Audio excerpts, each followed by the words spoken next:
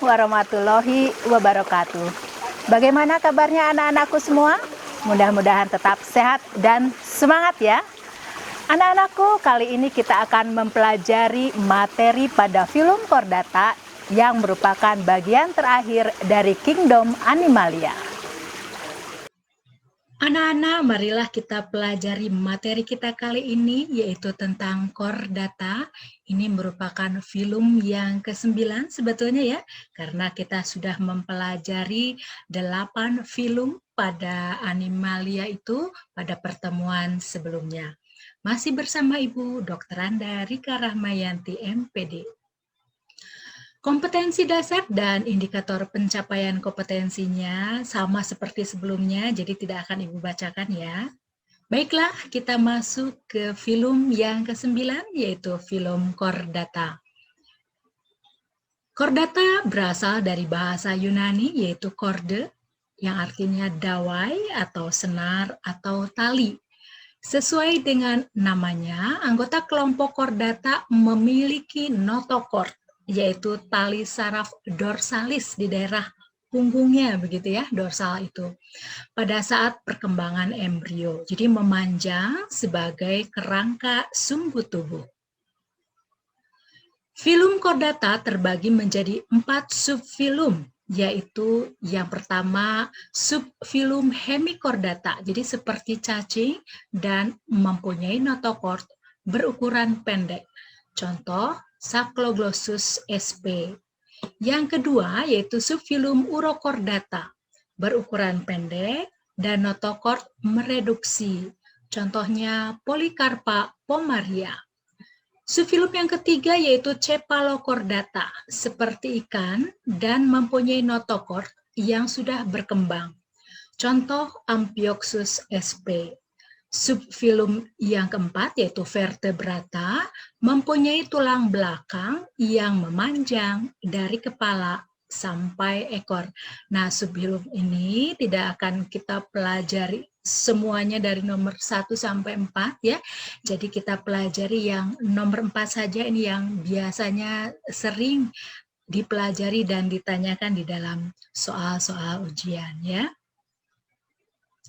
Nah, kita masuk ke subfilum Vertebrata. Ciri-cirinya yang pertama memiliki ruas tulang belakang atau vertebrae. Jadi asal katanya dari vertebrae ini sehingga namanya subfilum Vertebrata. Tubuh simetri bilateral. Alat ekskresi berupa pronefros, mesonefros, dan metanefros. Ya, nanti Ibu perlihatkan gambarnya seperti apa ya. Kemudian memiliki endoskeleton yang tersusun dari tulang. Jadi rangkanya itu ada di dalam atau endo begitu ya. Kulit tubuh ada yang ditutupi oleh sisik, bulu, atau rambut. Kemudian terbagi menjadi 5 kelas yaitu Pisces, Amphibia, Reptilia, Aves, dan Mamalia. Kita lihat sekarang alat ekskresi yang ada pada ciri tadi ya, kita jelaskan, yaitu di sini kalian lihat ada yang dimaksud dengan pronefros. Jadi pronefros itu merupakan perkembangan awal dari ginjal yang muncul dari somit keempat hingga ke-14 embrio. Jadi ini ya, somit itu ruas nih, 1, 2, 3, 4 begitu ya. Jadi mulai munculnya somit keempat hingga ke-14. Dan terdiri atas 6 hingga 10 pasang tubulus atau saluran. Jadi di sini ada 6 sampai 10 saluran ya. Kemudian ada mesonefros, merupakan organ ekskresi utama pada embrio umur 4 hingga 8 minggu. Di sini ya, mesonefros akan mereduksi, namun beberapa salurannya tetap bertahan. Mereduksi itu berkurang ya. Kemudian metanefros ya, metanefros yang bagian kelanjutan dari mesonefros. Metanefros itu ya mulai berkembang saat embrio mulai berumur 5 minggu, muncul dari bagian kaudal atau ekor dari mesonefros begitu ya. Nah, ini yang metanefros itu begitu ya. Kemudian penutup tubuh di sini pada Pisces berupa sisik ya. Nah, kalau pada Aves berupa bulu ya, Sedangkan pada mamalia berupa rambut, begitu ya. Nah, kalau sisik sudah jelas ya seperti ini. Nah, sedangkan kalau bulu, ini ada bagian-bagian berupa lembaran bulu yang keluar dari tangkai bulu yang B itu ya. Sedangkan yang C ini adalah tangkai bagian pangkal. Jadi kalau bulu itu ada tangkai dan lembaran. Sedangkan kalau yang ini rambut, rambut itu hanya helaian rambut saja, begitu ya, tidak ada lembaran-lembarannya, begitu ya. Jadi harus jelas ya, apa itu bulu dan rambut itu bedanya seperti ini. Jadi sebetulnya bulu itu pada burung atau ayam, misalnya begitu ya, sedangkan mamalia itu rambut. Jadi kalau misalnya ada kucing, kucing itu kan termasuk hewan menyusui ya, mamalia, dia sebetulnya penutup tubuhnya berupa rambut, karena kucing hanya berupa helaian seperti ini kan ya, tidak ada yang keluar dari tangkai berupa lembaran-lembaran ini gitu ya. Jadi harus tahu ya kalian sekarang beda bulu dengan rambut, jangan salah lagi. Jadi kucing itu sebetulnya rambut kucing, walaupun di masyarakat banyak yang salah kaprah. Termasuk dengan ini hidung. Hidung itu bukan bulu hidung, sebetulnya adalah rambut hidung. Mata juga sama, bukan bulu mata, tapi rambut mata karena bentuknya seperti helaian ini ya. Kemudian kita lihat klasifikasi kordata dibagi menjadi 5 kelas ya. Ada kelas yang pertama yaitu kelas Pisces, seperti ini ya, contohnya ikan. Kemudian kelas yang kedua amfibia, ini katak ya. Kelas yang ketiga reptilia, ular. Kelas yang keempat adalah aves, burung ya. Kelas yang kelima mamalia. Nah, ini contohnya adalah lumba-lumba ya. Jadi mamalia termasuk mamalia menyusui ya. Ini ada lumba-lumba yang kecil, anaknya sedang menyusui ya, dan juga lumba-lumba ini bernapas menggunakan paru-paru, sehingga lumba-lumba bukan termasuk ikan tapi dia mamalia begitu ya. Nah, untuk memudahkannya kita kasih jembatan keledainya supaya ingat ya, yaitu param. Param itu apa sih? Ambil dari huruf awal dari nama kelasnya. Jadi P untuk Pisces, A untuk amfibia gitu ya, reptilia R, avesnya A, dan M mamalia. Jadi param, Pisces, amfibia, reptilia, aves, dan mamalia. Param gitu ya, gampang lah ngapalinnya ya. Nah, kita lihat kelas yang pertama, kelas Pisces. Cirinya yaitu hewan berdarah dingin atau poikiloterm. Poikiloterm itu suhu tubuh sesuai dengan lingkungan yang hidup di dalam air. Jadi misalnya airnya ketika saat tertentu misalnya dingin, maka ikan suhunya akan dingin. Tapi ketika panas airnya, maka ikan suhunya akan naik menjadi panas. Jadi itu yang disebut dengan poikiloterm. Jadi suhu tubuh sesuai dengan lingkungannya. Kemudian bernafas dengan insang. Kemudian berkembang biak dengan cara bertelur atau ovipar. Ya, ovum itu kan telur ya, jadi ovipar itu bertelur. Jantung terdiri atas satu serambi dan satu bilik, berarti ada 2 ruangan jantungnya. Memiliki gurat sisi untuk sebagai indera yang dapat mendeteksi perubahan tekanan air sehingga ikan dapat mengetahui kedudukannya di dalam air dan sebagai alat keseimbangan tubuh ikan. Jadi dengan adanya gurat sisi, ikan akan tahu letaknya ada di dalam atau di permukaan air, karena semakin di dalam itu kan tekanan air akan semakin tinggi. Jadi dengan adanya gurat sisi, maka ikan akan tahu kedudukan di dalam air. Kemudian dibagi menjadi subkelas Chondrichthyes, yaitu ikan bertulang rawan, contohnya pari ya, Daciatis sabina, dan Osteichthyes, yaitu ikan bertulang sejati, contohnya ikan mas atau Cyprinus carpio. Nah, ini ya ikan pari dan ini ikan mas. Nah, ini struktur Pisces, jadi ciri khasnya kan bertulang belakang ya. Jadi kita perlihatkan di sini, ini ada tulang belakang yang memanjang dari kepala sampai ke ekornya. Semua ya dari kepala ya, dari tengkolak sampai ke ekor. Di sini ada siripnya, begitu ya. Nah, ini organ-organ tubuhnya gitu ya, mulai dari lubang hidung, kemudian ada penutup insang atau perkulum, kemudian ada insang yang tadi merupakan alat pernafasan ya. Kemudian, nah ini ada gelembung renang nih. Gelembung renang itu adalah suatu organ pada ikan yang berupa kantong selaput ya, kantong selaput berisi campuran gas. Biasanya adalah gas oksigen. Gelembung renang berfungsi untuk mengatur tubuh ikan saat mengapung di dalam air karena dengan alat itu ikan dapat menyesuaikan volume tubuh dan berat jenisnya dengan kedalaman air yang direnanginya sehingga ikan dapat tetap mempertahankan posisinya tanpa harus berenang secara terus-menerus. Jadi dengan adanya gelembung renang ini, ikan itu akan terbantu ketika mau mengapung atau terapung di atas permukaan air. Nah, itu gelembung renangnya itu diisi oleh oksigen yang ada dari insang itu, jadi membesar gitu ya. Tapi kalau mau ke dalam, masuk ke dalam air, maka gelembung renangnya itu akan mengempis begitu ya.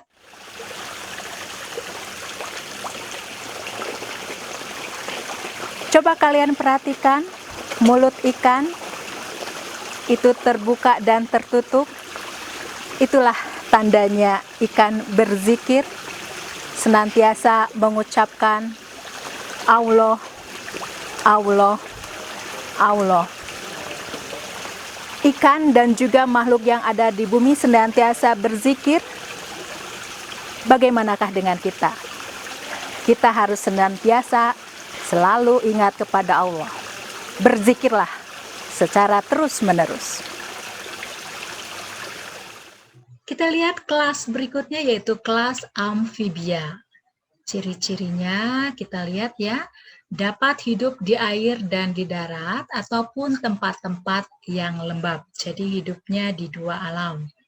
Bernafas menggunakan insang pada fase larva dan berudu, sedangkan pada fase dewasa menggunakan paru-paru dan kulit. Hewan berdarah dingin atau poikiloterm. Jantung beruang 3, yaitu 2 serambi dan 1 bilik. Berkembang biak dengan bertelur dan pembuahan sel telur oleh sperma terjadi di luar tubuhnya atau disebut fertilisasi eksternal. Mengalami metamorfosis sempurna atau perubahan bentuk tubuh. Sekarang kita lihat bagaimana siklus metamorfosis pada katak. Di sini ada katak dewasa betina mengeluarkan ovum, kemudian ovum dibuahi oleh sperma yang dikeluarkan katak jantan, dan pembuahannya terjadi secara eksternal. Nah, ovum yang dibuahi itu kan menjadi zigot ya, nanti zigot akan berubah menjadi berudu. Berudu akan berubah di sini menjadi berudu yang ada 2 kaki ya. Kemudian nanti akan berubah menjadi berudu yang ada 4 kaki dan menjadi katak muda, yaitu katak yang masih memiliki ekor, dan nanti akan berubah menjadi katak dewasa yang sudah tidak ada ekornya. Demikian nanti terus berulang-ulang ya. Nah, jadi kalian lihat di sini telur yang berubah menjadi berudu ya. Kemudian nanti lama-lama menjadi katak dewasa. Ini bentuknya jauh berbeda antara telur yang baru menetas berudu ini dengan katak yang sudah dewasa, begitu ya. Sehingga disebutnya metamorfosis sempurna. Jadi itu ciri yang menjadi ciri yang paling khas sekali pada metamorfosis sempurna, yaitu telur yang sudah menetas bentuknya berbeda jauh dengan yang sudah imago atau yang sudah dewasa. Nah, struktur tubuhnya seperti ini kan ya. Ciri khasnya vertebra itu memiliki tulang belakang ya dari kepala sampai ke ekor ya. Nah, kemudian ini bagian-bagian tubuhnya di sini mempunyai alat pencernaan mulai dari mulut, kerongkongan, lambung, dan seterusnya sampai ke kloaka. Nah, kloaka itu apa sih? Kloaka adalah lubang untuk sistem pencernaan feses, lubang untuk sistem ekskresi urin ya, dan lubang untuk sistem reproduksi untuk fertilisasi, berarti tempat keluarnya ovum atau sperma gitu ya, lubangnya sama. Berarti kloaka itu bermuara ada 3 saluran begitu ya, saluran untuk feses, kemudian alat ekskresi urin, dan alat reproduksinya yaitu ovum dan sperma yang dikeluarkan itu. Beda dengan ada Pisces tadi berupa anus, kalau ini berupa kloaka begitu ya. Nah, sekarang kalian lihat apa sih perbedaan katak dan kodok? Ada yang tahu nggak apa bedanya katak dan kodok? Nah, ini ya katak, yang ini kodok. Bahasa Inggrisnya itu frog. Yang ini toad ya. Nah, kalian lihat nih bedanya nih. Kalau katak bertubuh langsing dengan kulit basah atau lembab, berlendir, tipis dan halus. Katak juga mempunyai kaki lebih panjang sehingga dapat melompat lebih jauh. Katak tidak beracun. Nah, sekarang ini kodok ya. Kodok bertubuh lebar dan besar. Kulitnya kering, tebal dan kasar, dan kaki relatif pendek. Saat melompat, kodok tidak terlalu jauh ya. Nih, karena kakinya tidak seperti ini langsing, kalau yang ini lebih gemuk begitu ya. Dan lebih pendek gitu ya. Kemudian kodok ada yang beracun. Jadi kalau ada yang suka makan katak ya, suike biasanya orang menyebutnya. Nah, itu adalah katak yang dimakan ya, bukan kodok, karena katak itu tidak beracun, kalau kodok beracun ya. Tapi kalau di Islam ini hati-hati ya, karena hidupnya di 2 alam tadi ya, amfibi ini, jadi haram ya di dalam agama Islam itu. Kelas reptilia. Ciri-cirinya kulit kering bersisik dari zat tanduk, jadi keras ya, bernafas dengan paru-paru, berdarah dingin atau poikiloterm, berkembang biak dengan bertelur, ovipar, beberapa ada yang bertelur melahirkan, jadi ovovivipar, misalnya anaconda, jadi bertelur beranak itu maksudnya bertelur melahirkan itu ketika keluar masih ada cangkang. Nah, itu kan ciri khas telur ya, tapi di dalamnya sudah ada anak ular, jadi tidak perlu dirami begitu ya. Jadi sudah bisa langsung menetas kalau ovovivipar, itulah yang dimaksud dengan bertelur melahirkan ya, atau ovovivipar. Jantung terdiri dari 4 ruang, yaitu 2 serambi dan 2 bilik yang masih belum sempurna. Jadi sekatnya belum utuh begitu ya. Dibagi menjadi 4 ordo, yaitu squamata, contohnya ular kobra, testudinata, contohnya kura-kura dan penyu, krokodila, contohnya buaya, kemudian Rhinchocephalia, contohnya tuatara, binatang endemik di Selandia Baru. Nah, ini ya ular kobra, kemudian ini penyu, ini buaya ya, dan ini tuatara ya. Jadi ini hampir mirip dengan dinosaurus begitu ya, Bu. Jadi ini sisa-sisa hewan yang primitif begitu ya. Nah, struktur ular kalian lihat ini. Nah, ini ciri khasnya rangkanya di dalam dan dari kepala sampai ke ekor ya. Notochord gitu ya, vertebra, ciri khasnya ada tulang begitu ya. Dan ini istimewanya ular itu dia bisa melahap mangsanya yang lebih besar ukurannya. Kenapa? Karena antara rahang atas, ini yang atas ya, maksila, dan ini rahang bawah, mandibula itu tidak menyatu begitu ya. Jadi hanya oleh jaringan ikat aja disambungkannya antara rahang atas dan bawah itu, sehingga hewan yang besar misalnya dia makan kambing bisa masuk, jadi fleksibel gitu ya mulutnya itu. Sama halnya dengan ini, badannya dia bisa memasukkan kambing misalnya gitu. Kenapa? Karena nah ini tulang iga ya, itu tidak menempel pada ini ya, pada dadanya itu ya. Jadi hanya berupa ligamen saja pengikatnya. Jadi dia bisa melar begitu ya, melar sehingga bisa membesar tubuh ikan sesuai dengan makanan yang dimangsanya begitu ya. Kemudian ini tadi kloaka ya, kloaka itu tempat bermuaranya 3 saluran tadi ya, saluran dari pencernaan ya, pembuangan feses, saluran pembuangan urin, dan pengeluaran dari alat reproduksi berupa sperma atau ovum begitu ya, melalui kloaka begitu ya. Nah ini ada kelenjar racun di atasnya, jadi hati-hati kalau digigit ular apalagi yang beracun gitu harus segera dibawa ke dokter supaya tidak menimbulkan kematian begitu ya. Ini taringnya juga tajam sekali ya. Nah ini ya bagian-bagiannya ada organ jantung, lambung, hati, kemudian kantong empedu, ginjal, testis, dan kloaka. Kelas AVES. Ciri-cirinya alat penglihatan, alat pendengaran, dan alat suara sudah berkembang dengan baik. Berdarah panas atau homoioterm. Kalau yang tadi, Pisces, amfibi, kemudian reptil, berdarah dingin. Poikiloterm. Kalau yang ini Aves, berdarah panas, homoioterm.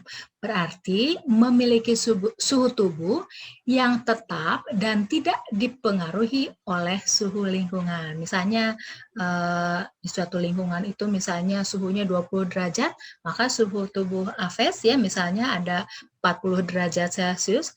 Kemudian suhu lingkungan tiba-tiba berubah menjadi 50 panas sekali gitu ya, misalnya menjadi 30 atau 40 derajat. Nah, suhu tubuh Aves ya tetap tidak berubah gitu ya, tetap 40 derajat. Jadi tidak tergantung dari lingkungannya. Kemudian jantung terdiri dari 4 ruang, yaitu 2 serambi dan 2 bilik. Fertilisasi terjadi di dalam tubuh induk, disebutnya fertilisasi internal.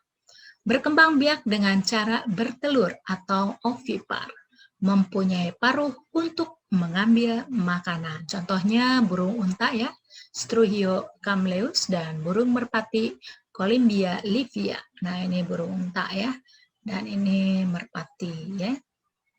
Nah ini struktur Aves, nah ini rangkanya ya. Nah jadi rangkanya terdiri dari tulang-tulang ya, atau vertebrae itu ya, banyak macam-macam tulangnya. Dan ini ciri khasnya itu dia memiliki paruh ya, sesuai dengan bentuk makanannya paruhnya itu. Ada yang lancip, ada yang lebar, begitu ya. Kalau misalnya yang lancip, misalnya ada burung yang untuk menghisap madu, begitu. Jadi harus kecil, begitu ya. Sedangkan yang memakan ikan biasanya besar, begitu ya paruhnya. Jadi tergantung dari makanannya. Kemudian ini juga mempunyai kloaka, jadi sama dengan reptil dan tadi amfibia. Jadi kloaka itu ada 3 saluran yang bermuara ya, saluran feses, urin, dan saluran dari alat reproduksi ya.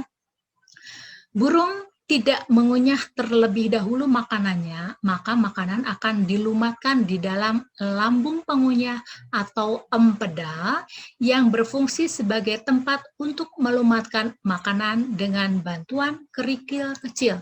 Nah ini ada lambung pengunyah ya. Nah ini lambung pengunyah ya. Lambung pengunyah ini tadi untuk melumatkan makanan yang keras-keras. Misalnya dia makan biji-bijian gitu keras kan ya. Nah dia langsung saja tidak mengunyah karena tidak ada gigi gitu kan ya. Jadi dilumatkannya itu oleh empeda atau lambung pengunyah. Jadi dia juga, burung ini suka sengaja memakan kerikil untuk menumbuk, melumatkan makanan yang dia makan itu sehingga dapat dicerna ya. Nah, ada pundi-pundi udara pada Aves ya, ini. Pundi-pundi udara pada burung berjumlah 9, yaitu ada 2 kantong di lehernya, ya. Kemudian ada 1 kantong udara antar tulang selangka yang ini ya. Kemudian ada 2 kantong udara di dada depan, kemudian 2 kantong udara di dada belakang, dan 2 kantong udara di perut. Nah ini ya bentuknya, jadi ada 9. Nah, untuk apa sih fungsi pundi-pundi udara? Sini yang pertama untuk membantu burung bernafas pada saat terbang, karena kantong udara dapat menyimpan cadangan udara. Jadi kan semakin ke atas itu kandungan oksigen itu semakin sedikit gitu ya. Jadi supaya dia tidak kekurangan oksigen, maka dia mengambil cadangan udaranya itu ya disimpan di dalam pundi-pundi udara. Kemudian membantu burung untuk mengeraskan suara saat berkicau. Yang ketiga, membantu burung untuk menjaga suhu organ dalam dari pengaruh suhu dingin di lingkungan. Semakin ke atas itu kan semakin dingin ya. Kemudian membantu burung untuk mengatur berat jenis badan saat burung berenang dan terbang. Nah, sekarang kelas yang terakhir, kelas mamalia. Ciri-cirinya memiliki kelenjar susu atau glandula mame ya. Mamae nulisnya begitu ya. Ini dari kata kelenjar susu sehingga namanya mamalia. Jadi kalau mau sesuai dengan bahasa Latin ada yang menulisnya mamalia, ini M yang di sini double. Mamalia, tapi kalau di Indonesia kan biasanya mamalia M-nya satu aja begitu. Jadi kalian boleh menulis double atau tunggal untuk M yang di tengah ini ya. Kemudian berdarah panas, homoioterm ya. Pada permukaan tubuhnya terdapat rambut. Jadi kita semua yang dimiliki itu rambut ya, bukan bulu. Fertilisasi internal. Kemudian berkembang biak dengan melahirkan anak atau vivipar. Tapi ada yang bertelur yaitu platypus, ini kekecualian ya. Umumnya hidup di darat, tetapi ada yang hidup di air seperti lumba-lumba. Bernafas dengan paru-paru. Terdapat 4 ruang jantung yang sempurna. Jadi ada 2 serambi dan 2 bilik, dan sekat pemisah antara serambi dan biliknya itu sudah tertutup sempurna ya. Nah, ini platypus ini masuk ke dalam mamalia walaupun memiliki ciri khas seperti paruh begitu ya dan bertelur, tapi dimasukkan ke dalam mamalia karena menyusui ya. Kita lihat struktur lumba-lumba yang merupakan perwakilan dari mamalia ya. Nah, di sini ada vertebrae atau tulang belakang yang merupakan ciri khas dari vertebrata ya. Kemudian di sini ada lumba-lumba jantan dan betina ya. Di sini ada udel ya, sama seperti kita ya, ada udelnya ya. Kemudian pada yang jantan itu ada celah genital yang letaknya agak berjauhan dengan anus, sedangkan yang betina itu ada celah kelenjar susu di sini, sehingga hewan yang lumba-lumba yang masih bayi itu ya akan menyusui di daerah sini ya, celah kelenjar susunya.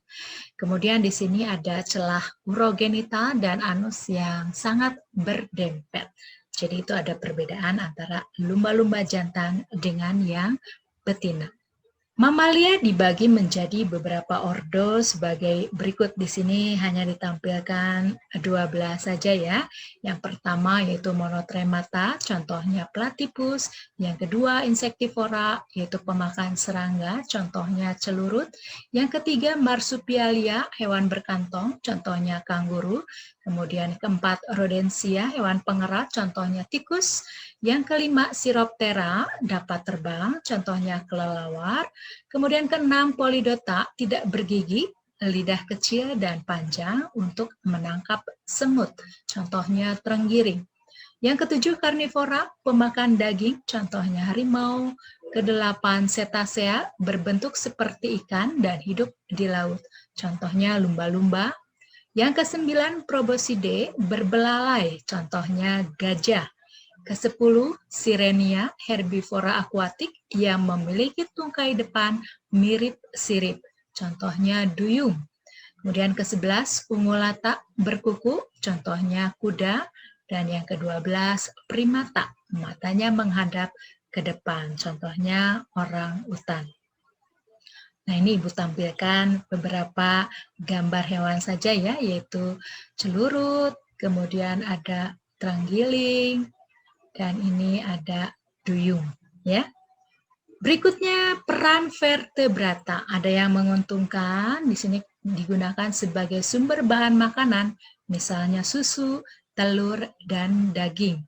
Kemudian sebagai bahan baku industri tekstil, misalnya pemanfaatan rambut domba untuk dijadikan wol ya. Ingat ya, jadi rambut domba bukan bulu domba ya. Kemudian sebagai objek penelitian, misalnya hewan mamalia. Sebagai hewan peliharaan, misalnya ikan, kucing, kelinci, atau burung.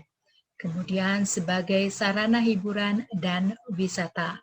Misalnya yang dibuat kebun binatang itu ya. Kemudian yang merugikan dapat menjadi hama, misalnya tikus dan kalong. Kemudian dapat memakan ternak, misalnya ular gitu. Jadi merugikan para peternak ayam misalnya karena ayamnya dimakan oleh ular. Nah, itulah jadi peran vertebrata itu ada yang menguntungkan, juga ada yang merugikan. Nah, sampai sinilah materi kita. Jadi sudah selesai, ada 9 film yang sudah kita bahas pada Animalia. Alhamdulillah materi Chordata sudah selesai ya. Berarti semua materi Animalia sudah kita pelajari. Berarti kalian harus siap-siap ya. Pertemuan yang akan datang kita akan ujian. Terima kasih atas perhatiannya. Billahi taufiq wal hidayah. Wassalamualaikum warahmatullahi wabarakatuh.